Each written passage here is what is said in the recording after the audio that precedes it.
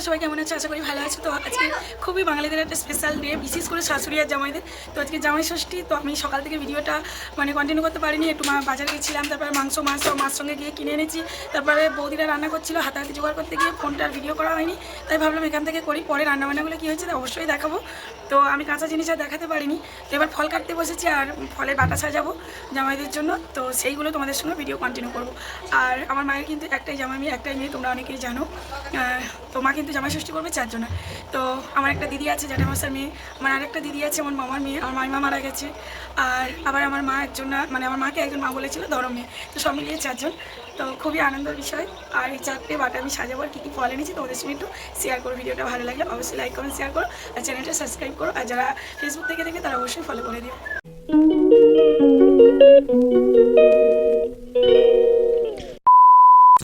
অনিশের নাম বল। দেখো বন্ধুরা, পাপ্পু ভালো করে দেখা, হাতটা ছেড়ে দেখা, এদিক থেকে দেখা। পাপ্পুর তো পেটে অপারেশন হয়েছিল। পাপ্পুর খুব শরীর খারাপ ছিল না, ও সেই খাঁচা থেকে বেরো থেকে পুরো পেট জ্বালা হয়ে কেটে গেছিল। এখন বড় হয়েছে, তখন অনেক ছোট ছিল। তো আমার ভাইপো সবাই মিলে এই রেখে দেয়। এই হচ্ছে কী কী ফল এবার তোমাদের সঙ্গে দেখায়। এই নারকেল ভাঙা হয়ে গেছে, এই শসা, এই কলা, সব ফলগুলো ভালো করে দেখো। জামুল আছে, আম আছে, সব কিছু। গোটা কাঁঠাল বসানো আছে, তরমুজ আছে। আর এবছর লিচুর দাম অনেক বছর আগে একবার হাই দাম হয়েছিল, আর এবছর ফের হাই দাম। আর এটা তো সবসময় দাম বেশি থাকে, তোমরা সবাই জানো। আর দেখো না, এত সুন্দর একটা লাল দেখে নাশপাতি আনলাম, এত দাম দিয়ে। একটা নাশপাতি নিয়েছি, ওটাই 50 টাকা। দেখো পচা। এই দেখো আপেলের মতো দেখতে যে নাশপাতিটা উঠেছে না, এটা দেখো ভিতরে কি বোঝা যায় বলো তো তোমরা। আর পেয়ারা আছে, আরও অনেক রকম ফল আছে, এবার মিষ্টি আছে, দই আছে, সব যখন সাজাভাবে দেখাবো। আর লিচুর দামটা তোমাদের বলবো বলে, তো লিচুর দামটা তোমরা অবশ্যই বলো যে কাদের ওখানে কত টাকা কিলো গেছে, যারা জামাই ষষ্ঠীর বাজার করতে গেছো। তো আমি লিচুটা কালকে এনেছিলাম, ভালো দেখো ফ্রিজে দিয়েছিলাম, এরকম হয়ে গেছে। এই লিচুটাই 500 টাকা কিলো নিয়েছিল। আর লিচু 500 টাকা কিলো, 900 টাকা কিলো, 700 টাকা কিলো, যে যেরকম পেয়েছে। ঠিক আছে, ভিডিওটা আবার কন্টিনিউ হচ্ছে। গ্লাস ধোয়া হচ্ছে। এই যে ফল ভিডিও চলতে চলতে তোমাদের একটা বাস্তব সত্যি কথা আমি বলি। আমার মায়ের এক সময় ছিল, যখন আমার বাবা পা ভেঙে পড়ে গেছিলো রাজমিস্ত্রির কাজ করতে গিয়ে, হাসপাতালে ভর্তি ছিল, তখন আমার মায়ের একটাও শাড়ি ছিল না। আমার মা খুব কান্নাকাটি করতো, নাকি মা গল্প করে। এখন আর আমরা হালকা হালকা আমার মনে আছে, আমি অনেক ছোট ছিলাম, আমার দাদা একটু বড় ছিল। তো আমার মা পাড়ার একটা বৌদি হয় আমাদের, তার কাছ থেকে সিল্কের একটা শাড়ি চেয়ে এনেছিল। সেই শাড়িটা পরে আমার মা হাসপাতালে যেত। তো আমি এতটাই ছোট ছিলাম, শাড়িটা আমার মা দড়িতে রেখেছিল, আর আমি সন্ধে দিতে গিয়ে শাড়িটা প্রদীপের আগুনে পুড়িয়ে দিয়েছিলাম। আমার মার পরে যাওয়ার মতো শাড়িও সেরকম ছিল না। আমার মা খুব কান্নাকাটি করতো যে আমার মায়ের একটা পড়ে যাওয়ার মতো হাসপাতালে শাড়িও নেই, এতটাই অভাব ছিল। তো সেই সময় সিপিএমের আমল ছিল, অনেকে শাড়ি বিতরণ করতো পূজা এলে। তো আমার মায়েরও সেই রকমভাবে একটা চিরকুট দিয়েছিল। আর আমার মা যখন শাড়িটা আনতে যায়, তখন আমার মায়ের যেই নাম্বার আছে, তখন সব শাড়ি শেষ হয়ে গেছে। এমনি কথাই বলে না, অবাকা যেদিকে যায় সাগর শুকিয়ে যায়। তো শাড়িটা শেষ হয়ে যাওয়ার পরে, তো তরমুজটা লাল দেখালাম বলে কথাটা আটকে দিলাম। শাড়িটা শেষ হয়ে যাওয়ার পরে আমার মাকে একটা ধুতি দিয়েছিল। তো তখন ধুতিও পেন্টিং করা যেত শাড়ির মতো, তো আমার মা সেরকমভাবে পেন্টিং করে এনে পরতো। তারপরে ওই বৌদি মায়ের আরও একটা শাড়ি শুনে দিয়েছিল।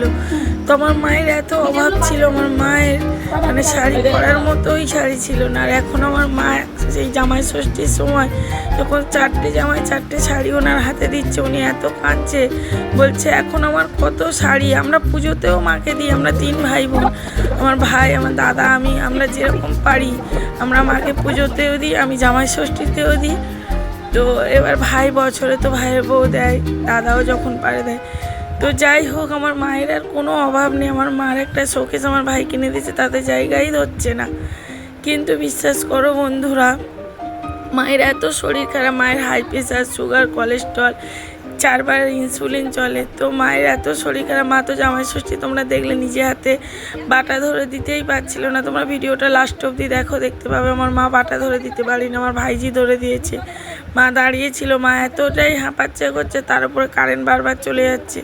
মায়ের খুবই শরীর খারাপ।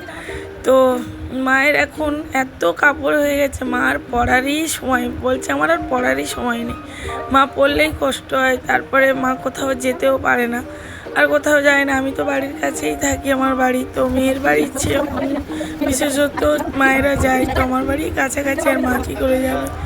তো যাই হোক বন্ধুরা, ভিডিওটা ভিডিওটা তোমরা কন্টিনিউ করো, লাস্ট অব্দি দেখো, ভালো লাগলে লাইক কমেন্ট শেয়ার, আমার চ্যানেলটা সাবস্ক্রাইব করতে ভুলো না। আমার পাশে একটু থাকো, সত্যি আমারও বাচ্চাটা ডাউন সিনড্রোম, আমিও খুব দুঃখে থাকি, আমার পাশে একটু থেকে তোমরা আমার সাপোর্ট করো প্লিজ।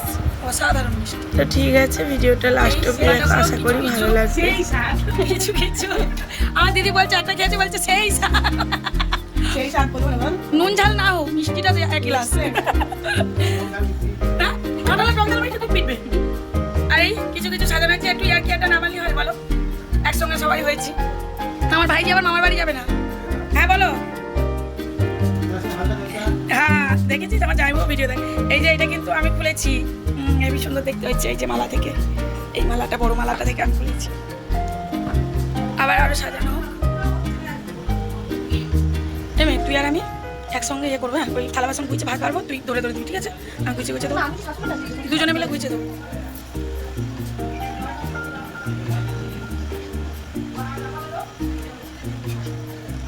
তুই বল দিদি, এক একটা মেয়ের ভাগ্য কিরকম হয়? জামাইদের শাশুড়ি তো ধরো মেয়ের বাড়ি জামাইরা যখনই আসুক তারা যত্ন পায়, কিন্তু এক একটা মেয়ের এমন খবর তারা শ্বশুর বাড়ি সব মেয়েকে যত্ন পায়। কত মেয়ের আত্মহত্যা করে মেরে ঢুকছে, কত মেয়ের কত কিছু। বউ ষষ্ঠী ওটা এখন নতুন, বৌমা ষষ্ঠী নতুন করে করেছে বলে, কিন্তু নিয়মে তো কোনো কিছু ছিল না। সেই সারা জীবন শুধু ওদেরই যত্ন করে যাও, কিন্তু যে মেয়েগুলো শ্বশুর বাড়ি যেতে তাদেরও আশা হতো যে আমাদেরও কেউ যত্ন করবো, আমাদেরও ভালোবাসুক। কটা মেয়ের ভাগ্য হয়, তাহলে এত আত্মহত্যা করা হতো না, আর এত বধূ নির্যাতনের কেস হতো। মেয়েদের জীবনের সঙ্গে কিন্তু পরের ছেলেরা আসুক, সেই মেয়ের বাড়িতে তাদের জন্মের কোনো ত্রুটি থাকবে না। এটাই নিয়ম, সব জায়গায় সেই মেয়েরাই বলি হয়।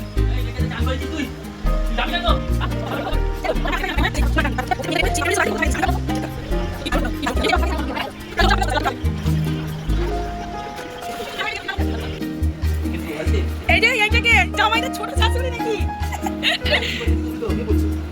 এই ছুটি বাবার পাশে বস, বসবি না? বস না, বস। আচ্ছা তুলবি তো তাই বাবার পাশে। এখানে আসুন দিতে। ওরা আসুন দিতে। দাঁড়া করে একটু সাইডে আমার তুলি। এই শাশুড়ির কাছে তুলি করছে জামাইরা। এই শাশুড়ি কি হলো? তাহলে আজকে শাশুড়িকে তোমরা ঠিক করে নিয়েছো তো? আমার মা শরীর খারাপ, মাথা করছে, দাঁড়িয়ে পড়েছে। আমার ভাইজি মার কাজটা করছে, ওই যে জলগুলো বাদ দে। আমার দিদিও হেল্প করছে। এই আমার ছেলে কি করছে দেখ, ওইগুলো যদি একবার ছেড়েছে না, খাবে না, সব বেল বেলা কিনে নেবে, ছাড়লেই হয়।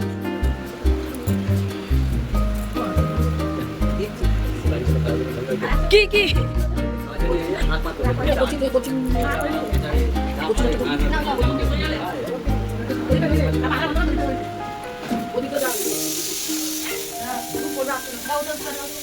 এই যে ফলটা আছে, ওই কোচে নিয়ে নেবেন, রসগোল্লা কেটে ফেলে নিতে। এই এটা জ্বালিয়ে দেন রংটা।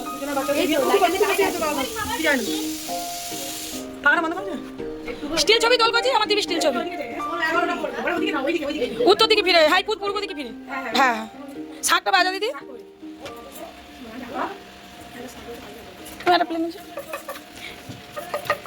আমার ছেলে হেসেই যাচ্ছে, ও কিছু গন্ডগোল করবে।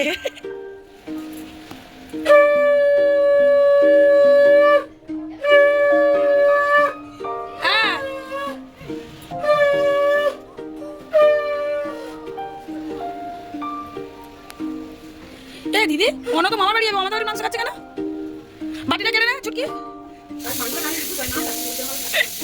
আমার ছেলে দেখ আঙুল খাচ্ছে, আমার কচি বাবা কিচ্ছু দেয় গালে। কিরম দেখতে আমার ছেলে।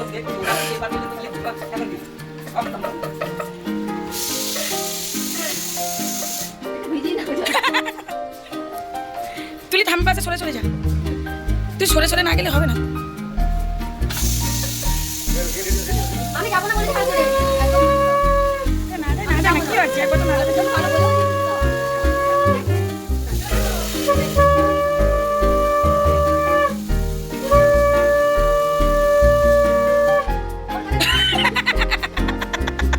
আমার ছেলে দেখতে হাসতে দিলে ইস ওই এসে পাগল হয়ে যাচ্ছে। তো দিনবার হাত ঠক ঠক করে কাঁপতেছে, তো দেবেটা কি? পাখাটা এবার ছেড়ে দে তুই। আচ্ছা তাপসের হয়ে যাক, তারপর পাখাটা আগে জানালে ওরাও কিছু খেতে পারবে না। তুই ঠাম্মার হাতে একটু ধান টানগুলো হেল্প করে দে।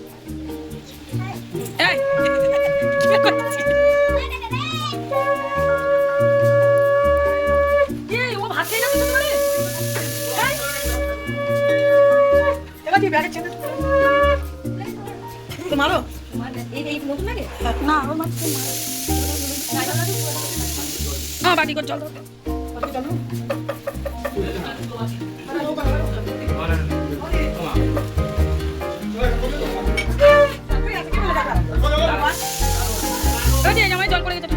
দাও তুমি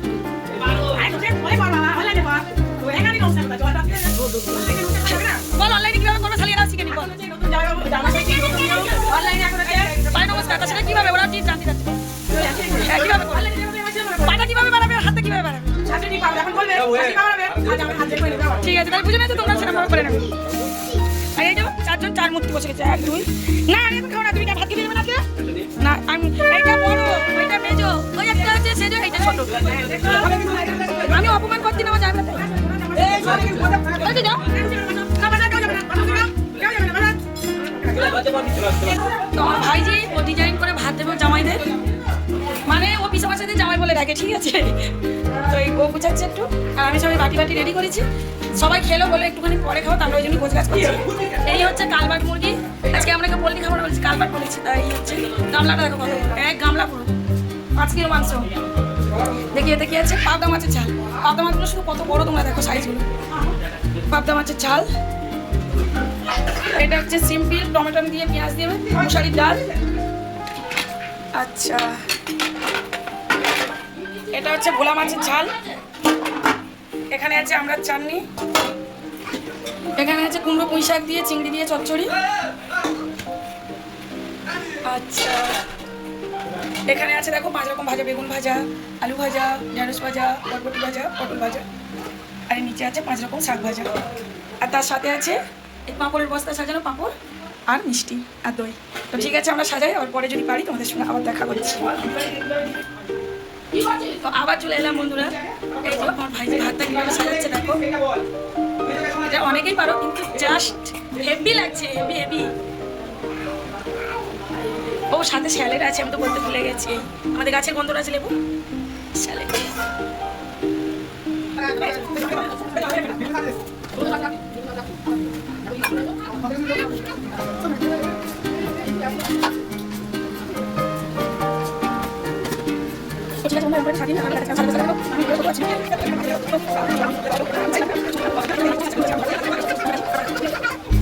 যতটা হয়েছে সাজানো 4টে থালা পুরো কমপ্লিট করে ফেলেছি ভাজাভুজি দিয়ে পুরো একদম 4টে থালা তোমরা দেখো কাঁসার থালা এই কাঁসার থালা আর এই আমার ভাইজি এদিকে পাবদা মাছগুলো তোমরা শুধু দেখো সাইজগুলো দেখে বুঝতে পারবো দেখো ভাইজি ওই দিকটা করছে ও অনেক হেল্প করছে এবছর মামার বাড়ি যায়নি তাহলে তুলেছে এই চালে মিষ্টি মাংস দেবো থালাগুলো সাজানো হয়েছে একটুখানি কমেন্ট করো দেখো কত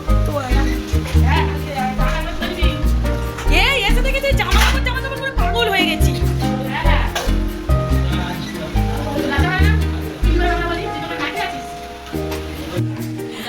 আমার বাবা বলে যে ছবি না তুলতে আমার বাবার আজকে শাশুড়ি নেই বলে জামাই ষষ্ঠী হয়নি বলে গেঞ্জি জামা পরেনি কিন্তু 4টে জামাই সবাই এনেছে ওরা শাশুড়ি নেই দেয়নি তাই দুঃখ করে পরে আর ওই জন্যই উনি গরিব মানুষের মতো বসে আছে তো ঠিক আছে উনি বলেছে আমার ক্যামেরায় তুলবি নি আমার মা এখনো ভাত খাইনি কারেন্ট চলে যেতে সবে সবার দিচ্ছি আর সব ফুলা তো সেজে গুজে বসে আছে গরমে কি সুন্দর ভালো হয়েছে সব থেকে মজা আমি ভালো একদম সাদাই গরম কম একদম হেভি করেছে সব দিয়ে গেছে এইটার অভাব ছিল এই যে পাঁপড়টা হ্যাঁ লাইট তাহলে আমি জেনে রাখিছি না বাকি তো আর কিছু নেই দেখো এই যে সাইজে দিচ্ছি এবার থালা নিয়ে আয় এবার শুধু তোলা তুলির পালা না তুলতে হবে না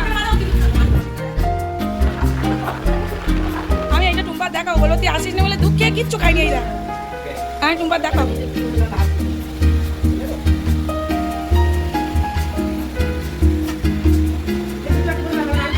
ছুটকি ছুটকি বয়স দেখি তো থালাই গে